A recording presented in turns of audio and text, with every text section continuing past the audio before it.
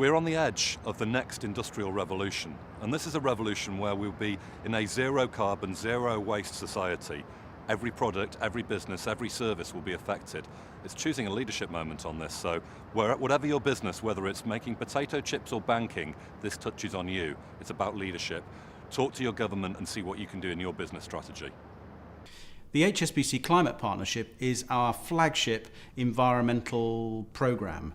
We're working with 4 international organisations over 5 years to clean up the world's rivers, respond to climate change in the world's forests, and to carry out new research that just hasn't been done before to tackle the challenges of climate change. The Climate Confidence Monitor has been established by the HSBC Climate Partnership and is now in its 3rd year.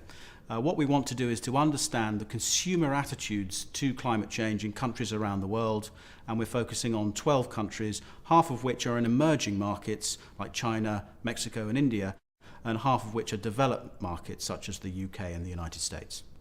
The key trend we've seen is that there's much more concern in the emerging markets than countries in the West. And we believe that's because it's the emerging markets which are much more vulnerable to climate change in the years ahead, and that's being picked up in consumer attitudes to this challenge that faces their countries. The survey shows us that 7 out of 10 people around the world support governments spending money on solving climate change just as much as spending money on saving their national economies. What we know to be true is actually there's green growth, there's green jobs, and we can do these 2 things together. We can save the planet and save the economy. Business understands much better than anybody else, particularly those in government, the factors that influence its own decisions. They can see the technologies that will help them cut back on emissions. They can see the finance that could be available. What they need is clarity in policy and strong policy. That understanding must be shared with government, because many people in government don't have that clarity on what businesses need. So it's vitally important that business should get together with government to explain what's necessary and to collaborate with government in designing good policies.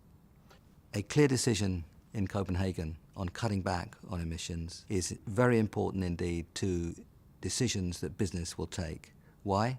Because they have to see strong prices, strong incentives for cutting back, and they have to be confident in those incentives.